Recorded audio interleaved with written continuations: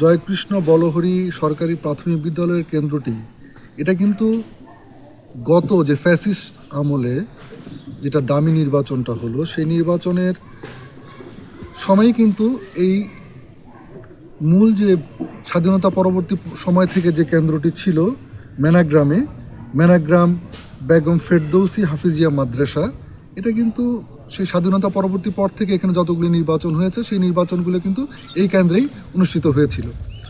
ফ্যাসিস্টদের সুবিধার কারণে কিন্তু তারা এটাকে একটা কি বলবো যে দূরবর্তী স্থানে এই যেখানে এই আজকের এই কেন্দ্রটি সেটা হলো পাঁচপির ইউনিয়নের 4 নম্বর ওয়ার্ডে।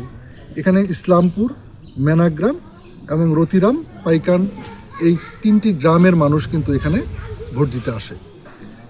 এটা হলো খুবই সহজভাবে আসার জন্য সকলের জন্য সুবিধাজনক একটি স্থান।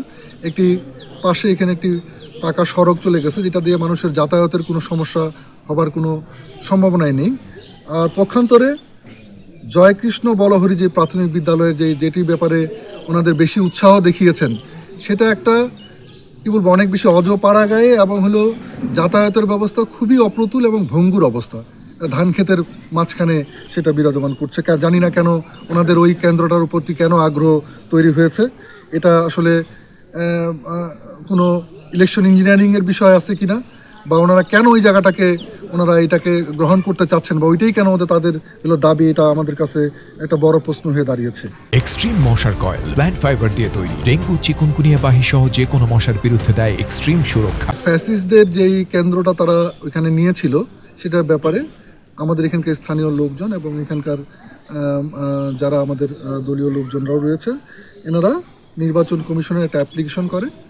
সেই অ্যাপ্লিকেশনের বরাত দিয়ে এখানে রংপুর বিভাগের যে আঞ্চলিক কর্মকর্তা মিস্টার দেলোয়ার হোসেন উনি এসেছিলেন, এসে পুরো এলাকাটি তদন্ত করে দেখেছেন এবং এটা যে সেই বর্তমানে যেটা করা হয়েছিল আর কি ফ্যাসিস্টদের আমলে, সেটা যদি কেন্দ্রটা থাকে তাহলে ভোটাররা সেখানে কিন্তু সঠিকভাবে পৌঁছাতে পারবে না, অনেকেরই হয়তো কষ্ট হবে।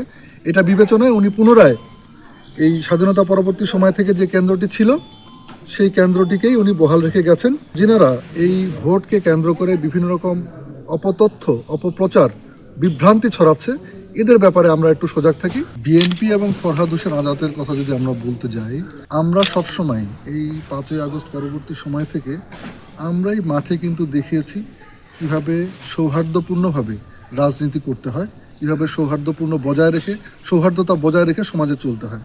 তারই প্রমাণ কিন্তু আমরা পেয়েছিলাম যখন ফরহাদ হোসেন আজাদ মহোদয় আপনার ওনার নির্বাচনী ফর্ম যেদিন জমা দিতে গেলেন এবং যেদিন এখান থেকে আপনার হলো সব কিছু যখন বিবেচনায় যখন উনি যোগ্য প্রমাণিত হলেন, তখন কিন্তু যখন ডিসি অফিস থেকে উনি নেমে আসলেন, সেই সময়টায় উনি যেই ব্যবহারটি দেখিয়েছেন, যেই জামাতের প্রার্থী সুফিউল্লাহ সুফির সাথে যে করমর্দন করলেন, গলামিল করলেন, এটা কিন্তু আমাদের সমাজে কিন্তু একটা কি বলবো একটা আইডিয়া, একটা প্রতীক হিসেবে দাঁড়িয়েছে যে হলো এখানে পঞ্চগড় 2 আসনে একটা সৌহার্দ্যপূর্ণ নির্বাচন হবে।